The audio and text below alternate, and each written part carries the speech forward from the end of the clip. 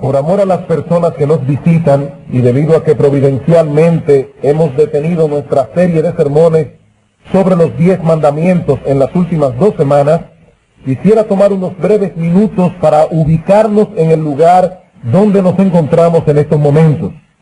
Nos hemos propuesto estudiar como iglesia cada uno de los mandamientos contenidos en el Decálogo, en la ley moral de Dios, pero debido a la confusión existente hoy día con respecto a la validez de dicha ley en la vida del cristiano y cómo ésta debe ser aplicada hoy día, nos hemos visto en la obligación de detenernos a considerar previamente algunos asuntos introductorios antes de aventurarnos a estudiar el Decálogo directamente. Y comenzamos estableciendo el hecho de que nuestro Dios es el creador de todas las cosas y que como creador Él tiene derecho a legislar sobre todas las cosas que Él ha creado.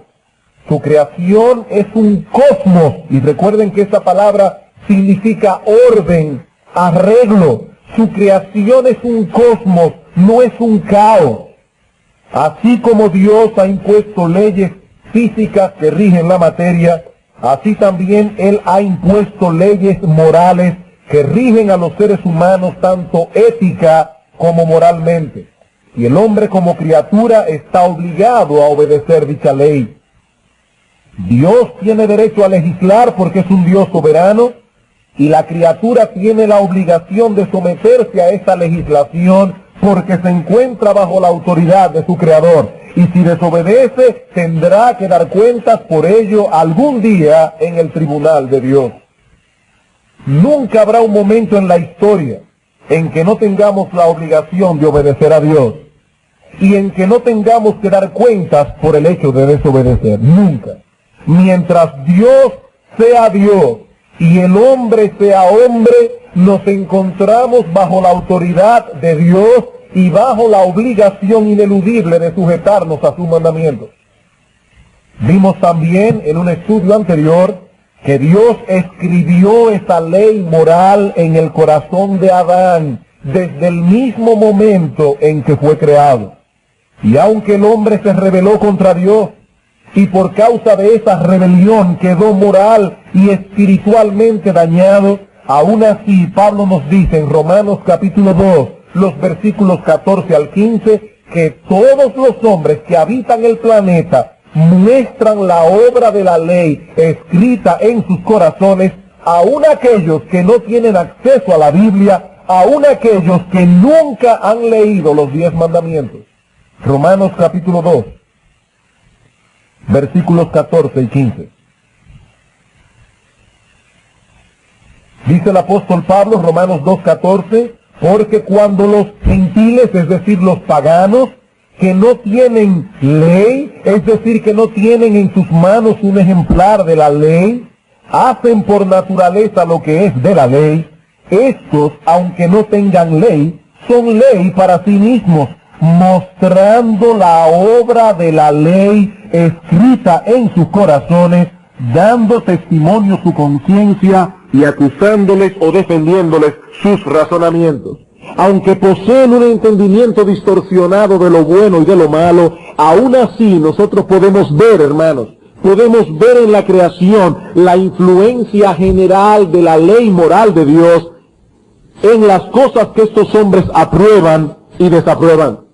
De ahí que las violaciones cometidas contra los 10 mandamientos, antes de que fuesen puestos por escrito y entregados a Moisés en el monte Sinaí, todas las transgresiones que se cometieron contra esa ley fueron consideradas como pecado.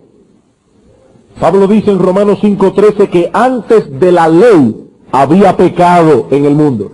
Antes del Sinaí, las transgresiones a la ley moral se consideraban como pecado, lo que indica que esa ley estaba en vigencia antes que Moisés, ya que donde no hay ley, continúa diciendo Pablo, no se inculpa de pecado. Donde no hay ley, no se inculpa de pecado. Si la ley moral de Dios no hubiese entrado en vigor hasta que fue entregada a Moisés en el Sinaí, hasta ese momento nadie hubiese podido ser acusado de pecado, porque donde no hay ley tampoco hay culpa. Donde no hay ley, no hay culpa. El pecado no es otra cosa que transgresión de la ley, dice Juan en su primera carta. No hay ley, no hay pecado. No hay pecado, tampoco hay culpa. Pablo dice en Romanos 4:15, donde no hay ley, tampoco hay transgresión. Esa ley moral fue luego codificada, fue puesta por escrito en 2 tablas de piedras por Dios mismo y fue entregada a Moisés en el Sinaí en medio de un conjunto de eventos extraordinarios para subrayar la importancia de esta ley y para separarla del resto de las leyes mosaicas. Pero hermanos, amigos, debemos enfatizar el hecho de que dicha ley entró en vigor en el mismo momento en que el hombre fue creado. Y por lo mismo esa ley debe permanecer en vigor mientras continuemos manteniendo con Dios esa relación de criatura con su Creador. La llegada de Cristo y su obra redentora no anula en ningún modo el peso de esta ley moral. Si la ley es anulada, el Evangelio pierde de inmediato la base que lo sostiene. ¿A qué vino Cristo al mundo? A salvar a los pecadores. La buena noticia que el Evangelio anuncia es que somos salvos por la pura gracia de Dios por medio de la fe, y solo por medio de la fe. No somos salvos por obedecer los 10 mandamientos, ni por practicar ciertos rituales, ni por pertenecer a cierta religión. Somos salvos por descansar por entero en la justicia perfecta de Cristo, la cual es puesta en nuestra cuenta por medio de la fe. Pero ¿cuál es la razón por la que necesitamos la salvación que el Evangelio anuncia? El hecho de que hemos violado la ley moral de Dios. Esa es la base. Hemos violado la ley de Dios, hemos transgredido la ley de Dios. Ahora Cristo vino a pagar por nuestras transgresiones. No hay ley, no hay transgresión, no hay transgresión. ¿Para qué vino Cristo entonces? ¿Para qué vino Cristo? Si esa ley ha caducado, ya no se necesita el Evangelio, ni la salvación que el Evangelio ofrece, pues el pecado no es otra cosa que transgresión de la ley. Sin la ley no hay Evangelio que predicar, porque sin la ley no hay pecado, ni hay culpa. Pastor, ¿qué tanta insistencia? Es que debemos insistir en ese punto. No hay ley, no hay pecado. No hay pecado, no hay culpa. No hay culpa. ¿Para qué el Evangelio? ¿Para qué vino Cristo? Más aún, no hay modo de convencer a nadie de pecado sin la ley, porque dice Pablo en Romanos 3:20 que es por medio de la ley que viene el conocimiento del pecado. ¿Y qué de los creyentes? ¿Qué de aquellos que han sido salvos por la gracia de Dios en Cristo? ¿Continúan ellos bajo la obligación de obedecer los 10 mandamientos? Bueno, los antinomianos dicen que no, que ya Cristo obedeció la ley en nuestro lugar y por lo tanto ya no tenemos que preocuparnos por eso. Pero como hemos visto ya en los sermones anteriores, esa no es la enseñanza del Nuevo Testamento. Tanto Cristo como los apóstoles insisten en el hecho de que los creyentes deben manifestar que su fe es genuina a través de sus buenas obras y a través de su obediencia a la ley moral de Dios. Mateo capítulo 5. Mateo capítulo 5, versículo 17. No penséis que he venido para abrogar la ley o los profetas. No he venido para abrogar, sino para cumplir. Porque de cierto os digo que hasta que pasen el cielo y la tierra, ni una jota, ni una tilde pasará de la ley hasta que todo se haya cumplido. Y si alguien duda a qué ley se refiere el Señor, solo hay que leer los versículos 21 en adelante, donde Cristo comienza a interpretar adecuadamente las leyes del Decálogo. De manera que cualquiera que quebrante uno de estos mandamientos muy pequeños y así enseñe a los hombres muy pequeños será llamado en el reino de los cielos. Mas cualquiera que los haga y los enseñe, éste será llamado legalista. No, éste será llamado grande en el reino de los cielos. Porque os digo que si vuestra justicia no fuere mayor que la de los escribas y fariseos, no entraréis en el reino de los cielos. Y el Señor concluye el Sermón del Monte con estas palabras tan solemnes. Mateo 7:21, no todo el que me dice Señor, Señor, entrará en el reino de los cielos, sino el que hace la voluntad de mi Padre que está en los cielos. Muchos me dirán en aquel día, Señor, Señor, ¿no profetizamos en tu nombre? Y en tu nombre echamos fuera demonios, y en tu nombre hicimos muchos milagros, y entonces les declararé, nunca os conocí, a pesar de las profecías, a pesar de los milagros, a pesar de haber echado fuera demonios, nunca os conocí, apartaos de mí, hacedores de maldad.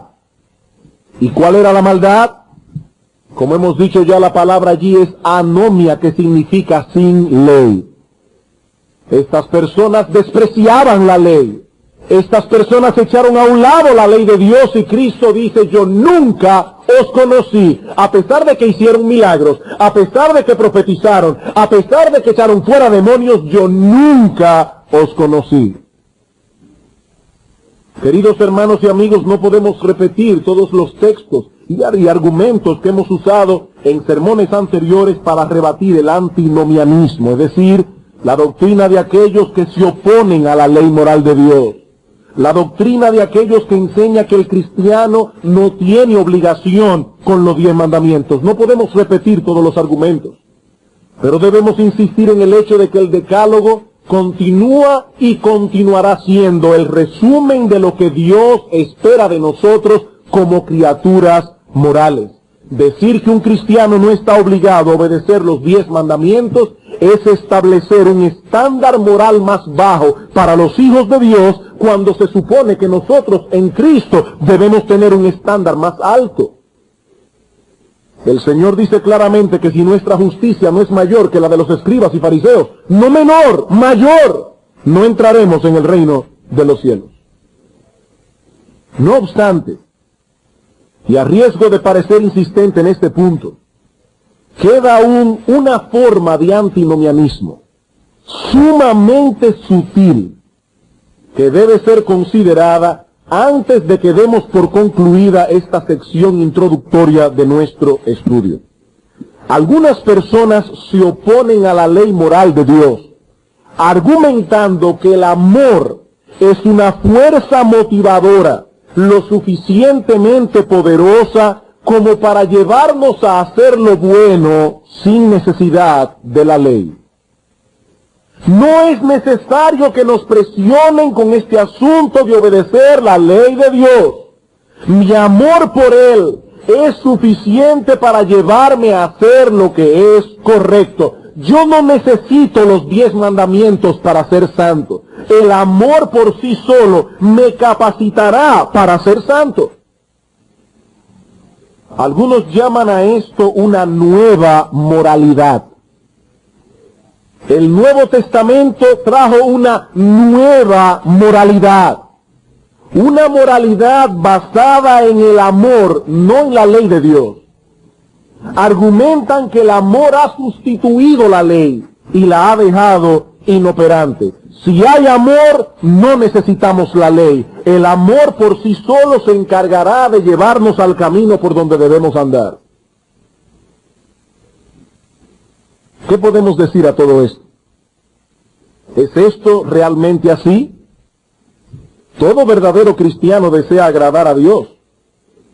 Y todos nosotros sabemos que la voluntad de Dios se encuentra revelada en las Sagradas Escrituras. La pregunta es, ¿se limita Dios en la Biblia, y más particularmente en el Nuevo Testamento, a decirnos, ama, que todo lo demás vendrá solo? ¿Es eso todo lo que dice el Nuevo Testamento? Ama, no te preocupes. Ama, que todo vendrá solo. ¿O encontramos más bien mandamientos específicos que nos dicen lo que debemos y no debemos hacer? ¿Qué es lo que tenemos en la Biblia? ¿Una exhortación general al amor o mandamientos específicos? Las dos cosas. Las dos cosas. El amor a Dios y la ley de Dios no son dos cosas antagónicas, sino más bien complementarias. Así que no es una cosa o la otra, sino más bien una cosa y la otra. No existe razón alguna para divorciar la ley y el amor. El mundo de hoy se ha empeñado, y tristemente a veces con la ayuda de la iglesia, el mundo de hoy se ha empeñado en disolver ese matrimonio y ha cosechado con creces el fruto de esa locura. Los más mayorcitos aquí recordamos la época de los hippies, en la década de los 60. El lema de este movimiento era el amor, pero divorciado de todo tipo de atadura moral. Amor libre le llamaban ellos. Se presentaba el amor como una fuerza motivadora que era suficiente en sí misma. Y una canción que se hizo famosa en aquellos días, popularizada por supuesto por los gurús del movimiento, los Beatles: todo lo que necesitas es amor. Todo lo que necesitas es amor. El amor se encargará de que todo marche bien. Bueno, sí, necesitamos el amor, indudablemente. Pero necesitamos también una ley que nos diga lo que implica ese amor en un sentido práctico. Una ley que encauce adecuadamente este amor. No debemos divorciar el amor de la ley. Hermanos amados, estas dos cosas caminan juntas en la Escritura, y lo que Dios juntó no lo separa el hombre. Dice Ernest Risinger al respecto: establecer una falsa antítesis entre la ley y el amor, como si éstas fuesen ideas en conflicto y opuestas entre sí, es una de las formas más sutiles de socavar los 10 mandamientos, de socavar la moral bíblica y de socavar el verdadero cristianismo.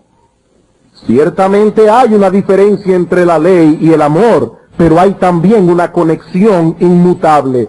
El dejar de ver esta relación que no cambia ha guiado a muchos a incontables errores, herejías y descalabro espiritual.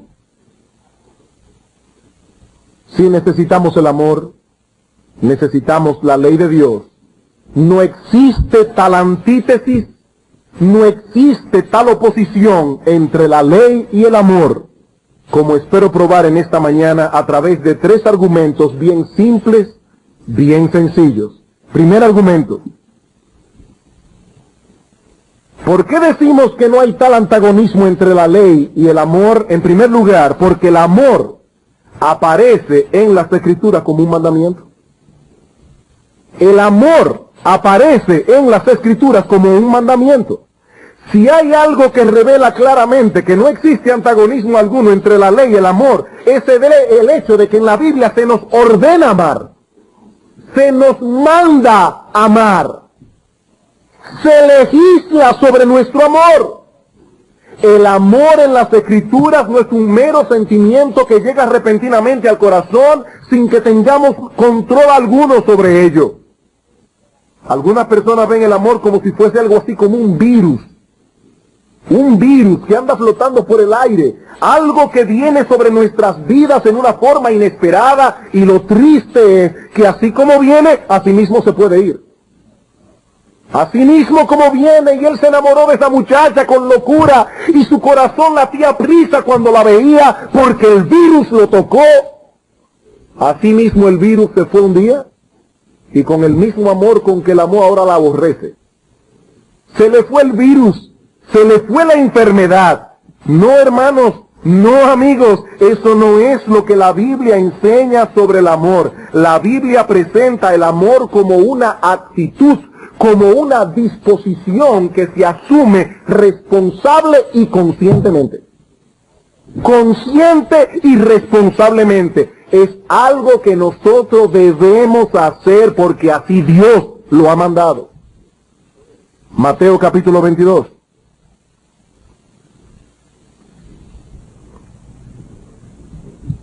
Mateo capítulo 22. Un escriba, maestro de la ley, se acerca a Cristo y pregunta: Señor, maestro, ¿cuál es el gran mandamiento en la ley?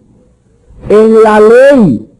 ¿Y cuál es la respuesta de Cristo? No te preocupes tanto por la ley. Ama a Dios, ama al prójimo, todo vendrá por ti solo. Esto no es lo que Cristo dice. Él responde la pregunta: ¿cuál es el gran mandamiento en la ley? Jesús le dijo: amarás al Señor tu Dios con todo tu corazón, con toda tu alma, con toda tu mente. Este es el primero y grande mandamiento. Mandamiento. Y el segundo es semejante: amarás a tu prójimo como a ti mismo. De estos dos mandamientos depende toda la ley y los profetas. Se oponen la ley y el amor de ninguna manera. El amar a Dios y al prójimo son los dos mandamientos más grandes de la ley. De la ley. Tú debes amar a Dios, tú debes amar al prójimo. Esto es un mandamiento, no es un consejo opcional. Juan capítulo 13, versículo 34.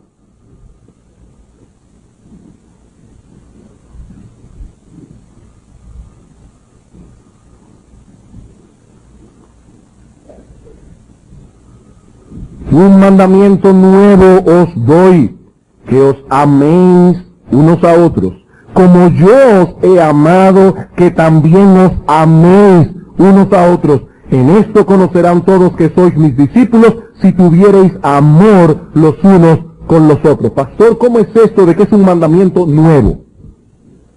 ¿Acaso nos enseña en el Antiguo Testamento amarás a tu prójimo? Sí. Sí, entonces ¿en qué sentido este mandamiento era nuevo? Era nuevo por la connotación que Cristo le da en el Nuevo Testamento. Vos amaréis unos a otros como yo os he amado. Eso es nuevo. Eso es nuevo. Ustedes deben amarse unos a otros en esa misma medida, dentro de ese mismo esquema. Os améis como yo os he amado. Efesios capítulo 5, versículo 25. Pero es un mandamiento. Es un mandamiento nuevo os doy. Que os améis unos a otros. Esto no es opcional. Efesios 5:25, maridos, amad a vuestras mujeres, así como Cristo amó a la iglesia y se entregó a sí mismo por ella para santificarla, etc. Maridos, amad a vuestras esposas. Mateo capítulo 5.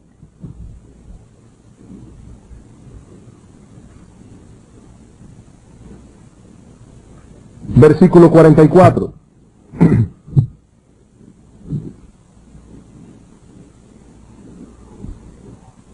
Pero yo os digo, amad a vuestros enemigos, bendecid a los que os maldicen, haced bien a los que os aborrecen y orad por los que os ultrajan y os persiguen. 4 mandatos: amad, bendecid, haced bien, orad. Hermanos, yo tengo que amar a mis hermanos en Cristo, yo tengo que amar a mi esposa, yo tengo que amar a mis enemigos. Esto no es una opción porque es un deber que Dios nos ha impuesto. Debemos amarles.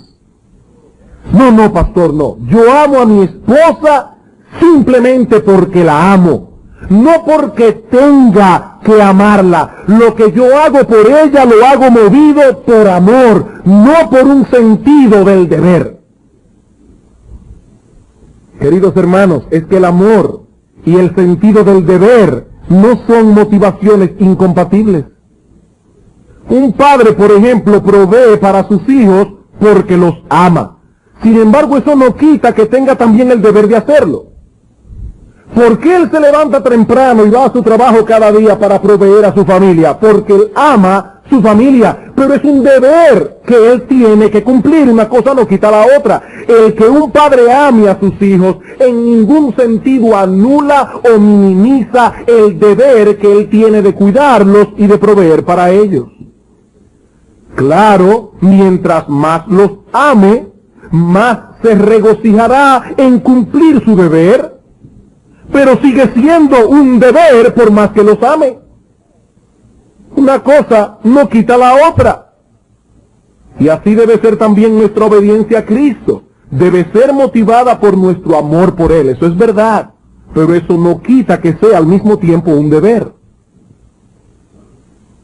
Dice John MacArthur al respecto: ciertamente debemos obedecerle a Él movidos por un profundo amor por Él, y el gozo alegre de agradarle debe permear nuestra obediencia. Sin embargo, nunca debemos pensar en nuestra obediencia como algo menos que un sagrado deber. Me gozo en servirle y obedecerle porque le amo, pero sigue siendo un deber, sigue siendo un deber. Nuestro amor por Cristo no hace que sea electiva nuestra sumisión a Él. Le amamos, pero tenemos que someternos. Eso no es opcional, eso no es selectivo. ¿Por qué decimos que el amor y la ley no son antagónicos? En primer lugar, porque el amor aparece en las Escrituras como un mandamiento. En segundo lugar, porque la Biblia enseña que los verdaderos creyentes, aman la ley.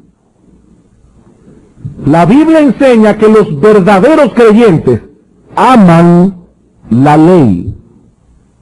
Tanto en el Antiguo como en el Nuevo Testamento se nos enseña que el creyente ama la ley de Dios. Se deleita en la ley de Dios. Esa visión de la ley como una carga opresora de la que sería mejor librarse es ajena a las Sagradas Escrituras. Eso no es bíblico. Eso es ajeno a la Escritura. Esa visión de la ley como una carga insoportable que sería mejor quitársela de encima. Cristo nos libró de esa maldición. No, hermanos. Eso no es bíblico. Esa visión es ajena a la Escritura. ¿Qué dice el salmista en el Salmo 1?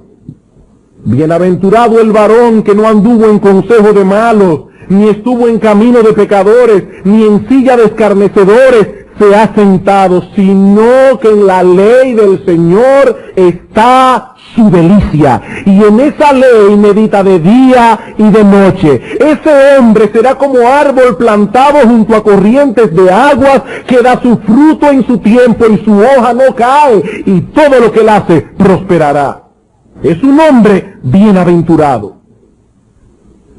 Ser bienaventurado en la mente hebrea era ser plenamente capaz de experimentar en el alma la belleza, las excelencias y la dulzura de Dios.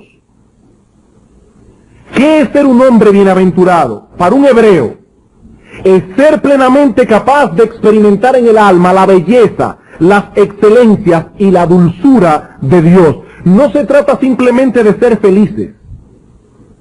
La palabra felicidad no llena hasta el tope el significado de la palabra bienaventurado. Esto envuelve más bien una plenitud y abundancia de gozo, de paz y estabilidad. Eso es ser bienaventurado. ¿Y quién es el hombre bienaventurado de acuerdo a la enseñanza de este salmo? Aquel que medita día y noche en la ley de Dios y se deleita en eso. Para él no es una carga insoportable meditar en la autoridad de Dios sobre su vida. Meditar en el hecho de que Dios ha legislado sobre él y que es su obligación obedecer sus mandamientos. Y aquí el salmista, personalmente pienso, y buenos comentaristas lo creen también, no se está refiriendo únicamente a los 10 mandamientos, sino más bien a toda la palabra de Dios, la cual contenía estos mandamientos y muchos otros. La ley de Dios, la palabra de Dios. Salmo 119, versículo 70. Se engrosó el corazón de ellos como sebo, mas yo en tu ley me he regocijado. Versículo 72. Mejor me es la ley de tu boca que millares de oro y plata. Versículo 77. Vengan a mí tus misericordias para que viva, porque tu ley es mi delicia. Y corona todas estas expresiones en el versículo 97. Oh, cuánto amo yo tu ley. Todo el día es ella mi meditación. Ahora, noten algo importante aquí, hermanos. El salmista no dice simplemente, oh, cuánto amo yo la ley. No, eso no es lo que el texto dice. No era un conjunto de normas impersonales o una lista abstracta de reglas y prohibiciones lo que este hombre amaba. No. Él amaba la ley de Dios. Él amaba esa ley porque estaba consciente de su origen divino. Es tu ley, oh Dios, y por eso la amo. Esa ley es un reflejo del carácter santo de Dios, y nadie puede amar a Dios sin amar su carácter santo. Amamos la ley porque amamos el carácter de Dios que esa ley refleja. Algunas personas dicen amar a Dios, pero no aman la ley, ni aman la santidad a la que esa ley nos mueve. La pregunta que surge de inmediato es, ¿qué es lo que ellos aman de Dios? Ellos no aman la ley de Dios, pero ellos dicen amar a Dios. No aman la ley, no aman la santidad hacia la que esa ley mueve. La pregunta es, ¿qué es lo que ellos aman de Dios? ¿Y saben cuál es probablemente la respuesta, aunque ellos no estén dispuestos a admitirlo? Que lo que aman de Dios es el hecho de poder contar con un ser todopoderoso en el cielo que pueda socorrerles en momentos de necesidad. Eso es lo que ellos aman. Aman el tener en los cielos a un hado madrino. Aman el tener en los cielos a un Dios utilitario al que podemos acudir en cualquier momento para que interponga su poder a nuestro favor. Pero cuando les mostramos en las Escrituras que ese Dios todopoderoso también es un Dios santo, que está interesado en la santidad de su pueblo y que nos redimió del pecado para que vivamos para Él, entonces reaccionan molestos o indiferentes. No quiero nada que ver con ese Dios. Yo prefiero seguir viviendo mi vida como hasta ahora. Pero el verdadero creyente ama a Dios. Ama al Dios de las Escrituras. Ama al Dios 3 veces santo y por eso ama su ley moral. Porque esa ley refleja el carácter de ese Dios al que ama. En Romanos capítulo 7, versículo 12, Pablo nos dice que la ley es santa, es justa y es buena. Así como Dios es santo, es justo y es bueno. Y más adelante en ese mismo capítulo, este hombre que vivió al otro lado de la cruz, este hombre que vivió en la era del Nuevo Testamento, dice según el hombre interior, yo me deleito en la ley de Dios. El mismo sentimiento que el salmista expresa en el Antiguo Testamento. Yo me deleito, dice Pablo, en la ley de Dios. Para mí no es una carga insoportable que Cristo me ha quitado, no. Yo me deleito en esa ley. Pero no solo amamos y nos deleitamos en la ley porque es un reflejo del carácter santo de Dios, sino también porque entendemos que esa ley moral, esos 10 mandamientos, fueron promulgados para nuestro bien. Pablo dice en Romanos 7:12 que la ley es santa y justa y también buena. La ley es santa, es justa y es buena. Todo aquello que la ley ordena, todo aquello que la ley prohíbe, lo ordena o lo prohíbe para nuestro bien. Si fuese cierto que la ley ya no obliga al creyente, tendríamos que suponer entonces que el amor a Dios, el amor de Dios, ha disminuido un tanto. Y que su interés por nuestro bienestar también ha mermado un poco, o mucho.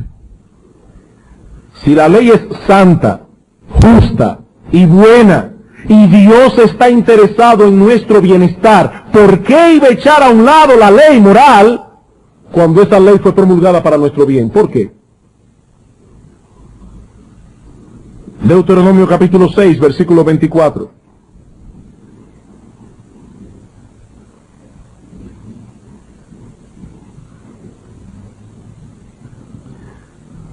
Y nos mandó Jehová que cumplamos todos estos estatutos y que temamos a Jehová nuestro Dios para que nos vaya bien todos los días y para que nos conserve la vida como hasta hoy. ¿Para qué promulgó Dios esa ley? ¿Por qué se la impuso a su pueblo? Para que les vaya bien.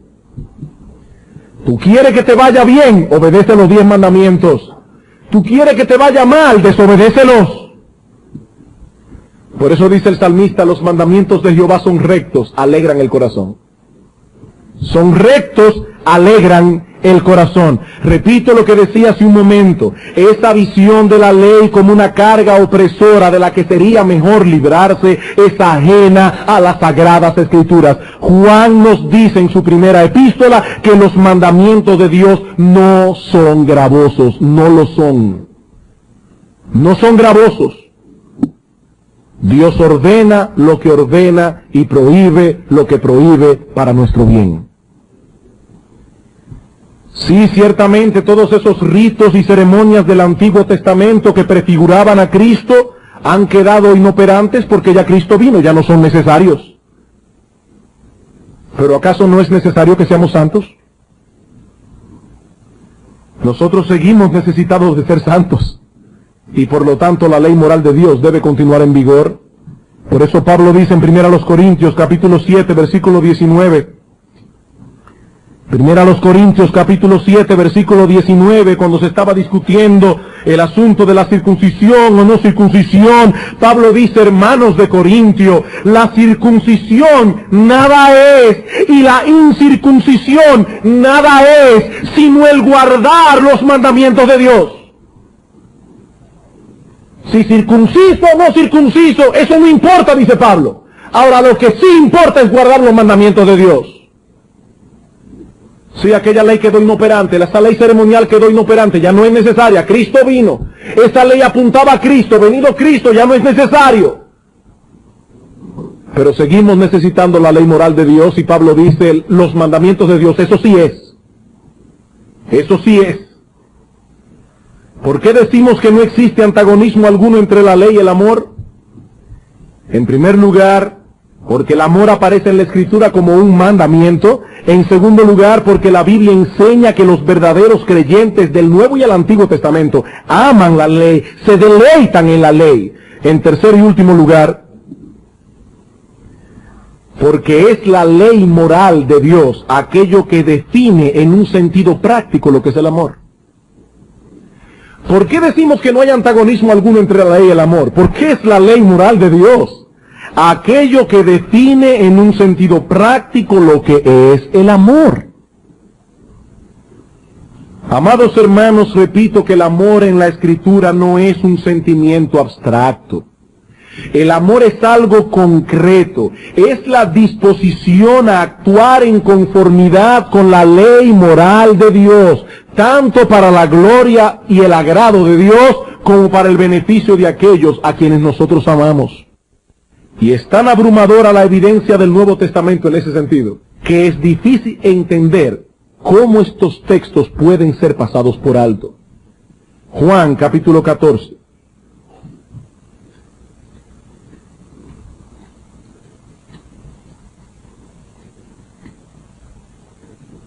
Juan capítulo 14.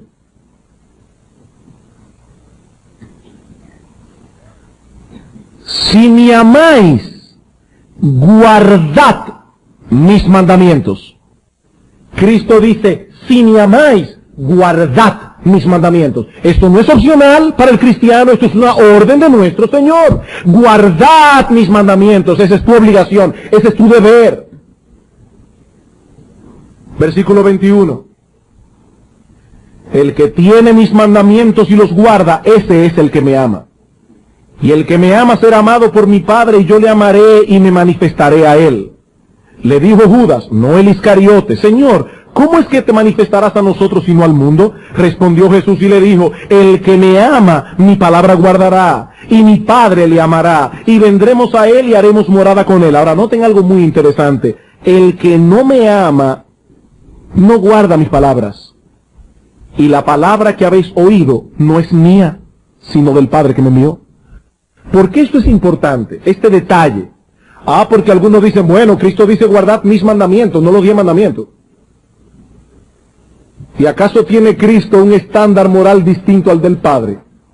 ¿No dice él en el versículo 24, la palabra que habéis oído no es mía? Yo no traje un estándar diferente de moral y de santidad. Las palabras que yo he oído son las del Padre. De hecho, implicar que haya alguna dicotomía o diferencia entre la santidad como Cristo la ve y como el Padre la ve sería blasfemo. Sería blasfemo, eso es impensable. Pero ni siquiera lo estamos deduciendo de la Escritura lo enseña explícitamente. Cristo dice las palabras, los mandamientos no son míos, son los mismos del Padre. Juan capítulo 15, versículo 10. Si guardareis mis mandamientos, permaneceréis en mi amor, así como yo he guardado los mandamientos de mi Padre y permanezco en su amor. Guardad mis mandamientos. Yo guardé los del Padre. Guardad mis mandamientos, y las palabras mías son las mismas del Padre. Versículo 14. Vosotros sois mis amigos si... Es un sí condicional. ¿Quiénes son los amigos de Cristo? Si hacéis lo que yo os mando. Primera de Juan, capítulo 5.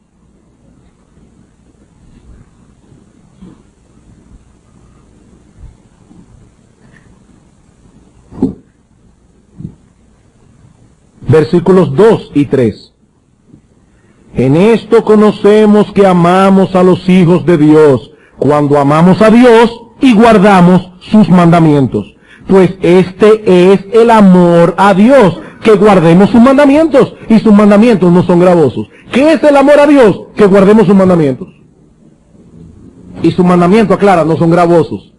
Lo gravoso es vivir como un impío, eso sí es gravoso.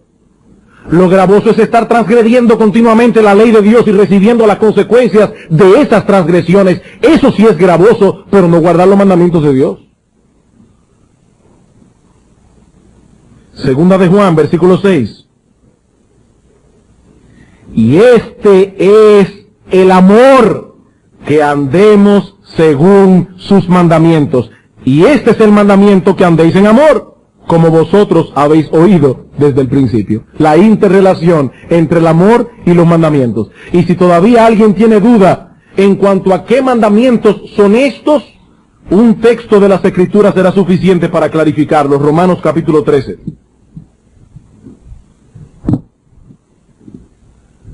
Romanos capítulo 13, versículo 8.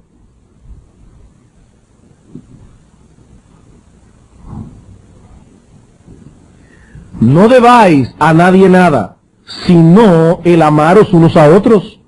Porque el que ama al prójimo ha cumplido la ley. ¿Qué ley? Porque no adulterarás, no matarás, no hurtarás, no dirás falso testimonio, no codiciarás.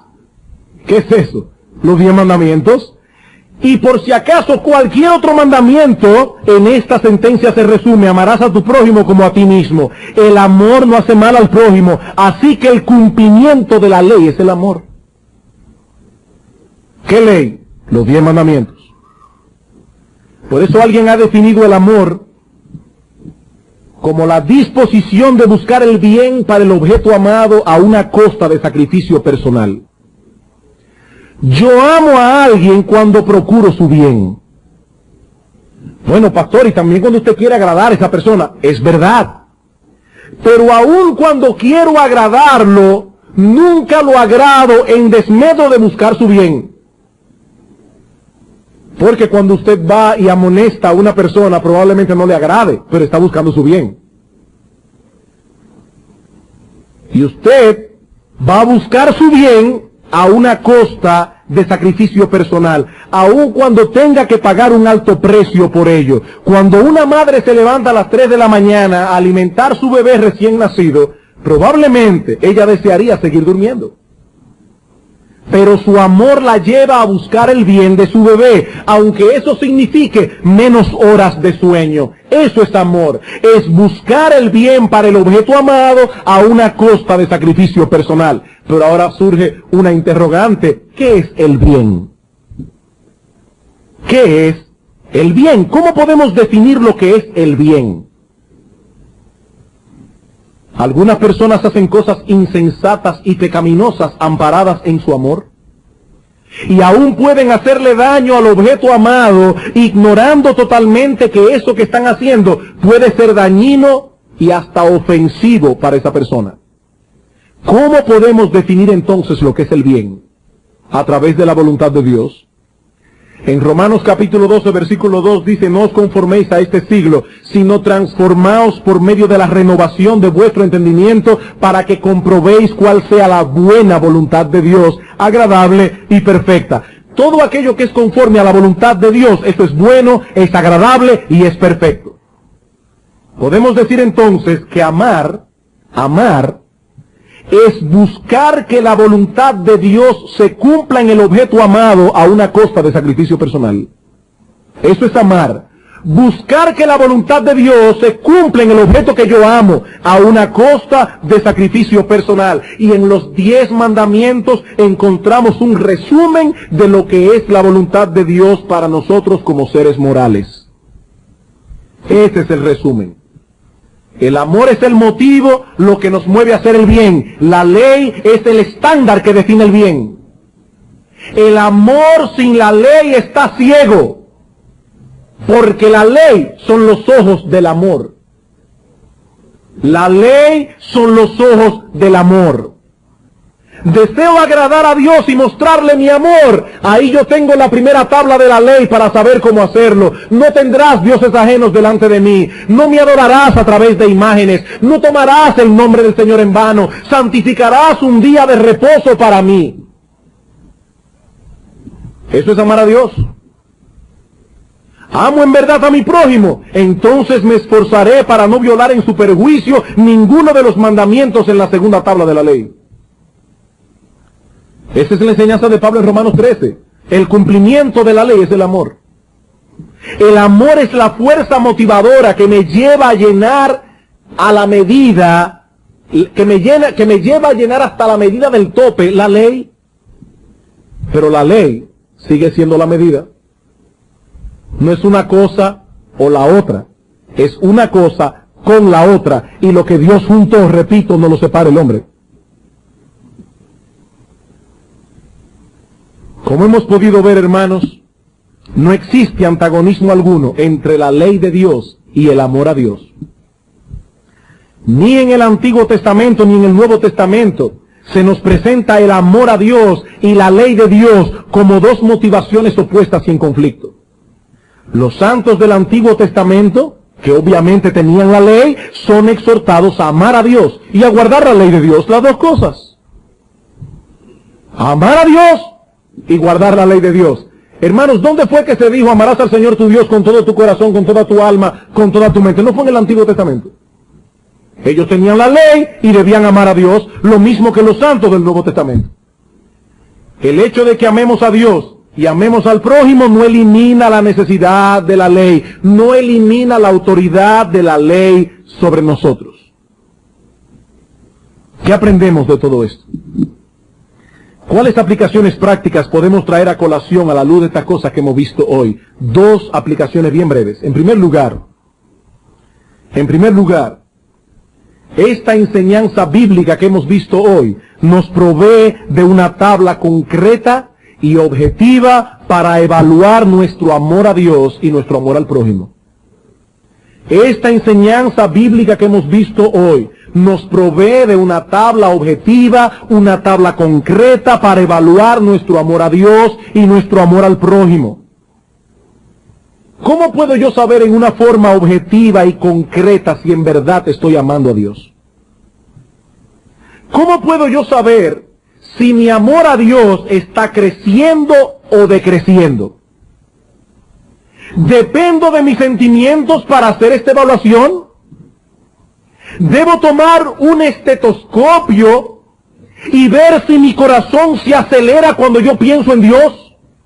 Ahí está Dios, tum, tum, tum, tum, tum, yo lo amo. Mi corazón, mis pulsaciones se han movido. ¿Debo yo tomar un estetoscopio para ver si mi corazón se acelera cuando yo le oro a Dios? ¿Si mis manos sudan? ¿Si mis palpitaciones crecen? No, hermanos, no.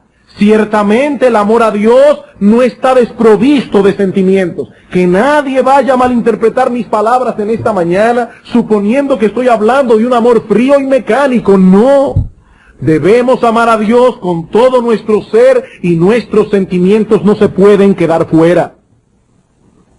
Pero Cristo dice que aquel que le ama es aquel que guarda sus mandamientos. Objetivo, concreto. Y para no dejar el asunto inconcluso, añade que aquel que no le ama es el que no guarda sus mandamientos. ¿Tú amas a Dios? Entonces, para su gloria y en dependencia del Espíritu Santo, te esforzarás por no violar la primera tabla de la ley, porque tú amas a Dios. Bueno, mire, pastor, yo honestamente ese asunto de guardar el día del Señor, a mí eso me tiene sin cuidado. Yo soy libre, yo me quedo en mi casa, me voy a una playa a meditar, pero yo amo a Dios. Mire, pastor, yo quiero que usted me vea cuando yo me postro de rodillas a orar. Yo me voy en lágrimas, pastor. Y yo no sé qué tanto tú lloras, ni cuántas lágrimas derramas, pero la Biblia dice, el que me ama, mi palabra guardará. ¿Cómo yo sé que amo a Dios? Porque guardo sus mandamientos. Es sencillo, simple. No es algo emocional. Claro que las emociones están envueltas, los sentimientos están envueltos, pero Cristo dice, tú amas a Dios, guarda sus mandamientos. Tú no guardas sus mandamientos. Dice Juan, tú eres un mentiroso si tú dices que conoces a Dios. Eres un mentiroso, estás mintiendo. Y lo que es peor, mi amigo, tal vez te estás mintiendo a ti mismo. Engañándote creyendo que vas para el cielo y no vas para el cielo. Sí, por causa del pecado que aún mora en nosotros, en ocasiones nos sentiremos indispuestos a cumplir nuestros deberes. ¿Quién puede decir aquí que cuando suena el despertador por la mañana, todos los días se levanta deseoso de hacer su devocional y de leer la palabra de Dios? No, hermanos, el pecado mora en nosotros. Mora en nosotros. Y por eso sentimos indisposición a cumplir nuestros deberes muchas veces, pero aún así siguen siendo deberes. Y no será una hipocresía el levantarnos por encima de nuestra indisposición para obedecer a Dios. Yo no tengo ganas de ir a la iglesia hoy. Y como yo no soy hipócrita, no voy. No, usted es un desobediente, porque la Biblia dice que debe venir. La Biblia dice, no se dejen de congregar, como algunos tienen por costumbre. Desees o no lo desees, es un sagrado deber. Es un deber que Dios ha impuesto, el Dios de los cielos. Y cuando yo mortifico mi pecado y por encima de mi indisposición voy a la iglesia a adorar a Dios, eso no es hipocresía, eso es obediencia. Y lo mismo podemos decir de nuestras relaciones humanas. ¿Cómo sabemos que un hombre ama a su esposa? A través de hechos concretos y tangibles. Maridos, amad a vuestras mujeres, así como Cristo amó a la iglesia y se entregó a sí mismo por ella para santificarla. Y es a través de esos hechos sacrificiales que nosotros podemos medir nuestro amor por nuestras esposas.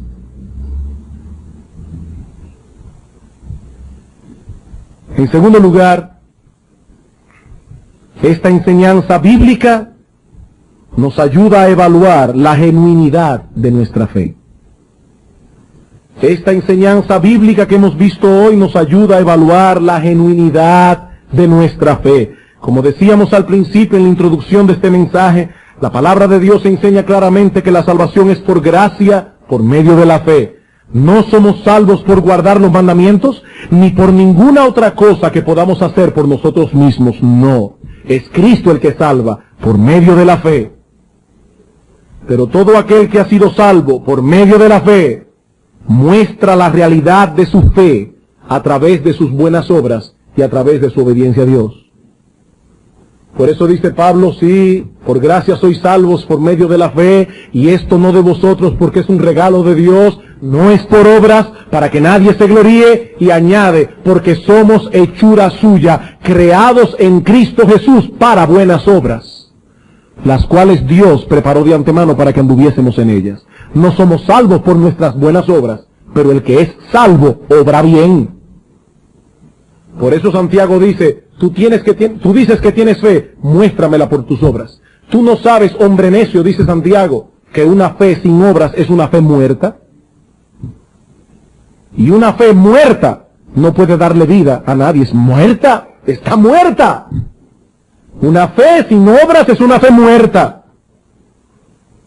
El verdadero creyente es aquel que ha repudiado su vida de pecado y ahora anhela ser santo. Dios ha implantado un principio de santidad que lo mueve poderosamente a luchar contra el pecado que aún mora en él, a procurar acrecentar aquellas virtudes que lo harán cada vez más semejante a Cristo. Y al igual que Pablo, el creyente verdadero puede decir en medio de su lucha, yo me deleito en la ley de Dios y quiero tener victoria sobre los pecados que me asedian cada día.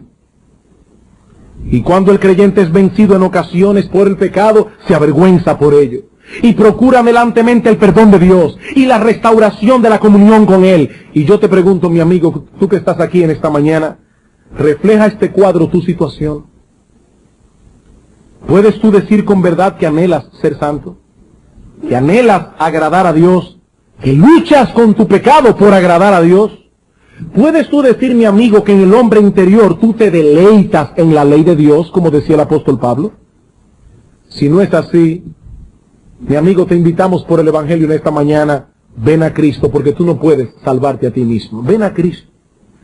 Ven a Él en arrepentimiento y fe y encontrarás no solo perdón, sino también la gracia necesaria para obedecerle. No con una obediencia perfecta, porque eso es imposible de obtener de este lado del cielo, pero sí con una obediencia sincera y creciente. No trates de reformarte primero para venir, no, mi amigo. El Evangelio te invita a venir, con la disposición de divorciarte de tu vida de pecado, pero confiando únicamente en Cristo para el perdón de tus pecados y para hacer efectivo ese divorcio con tu maldad. Mi amigo, en Cristo hay perdón absoluto únicamente por medio de la fe. No desprecies en esta mañana este don gratuito que el Evangelio te ofrece, pues de lo contrario tendrás que dar cuentas algún día, y la base de la acusación será precisamente la ley moral de Dios, la cual has violado en incontables ocasiones. Que el Señor conceda a muchos en esta mañana que puedan ver su condición delante de Dios, y que al verla acudan presurosos a refugiarse en Cristo para la salvación de sus almas.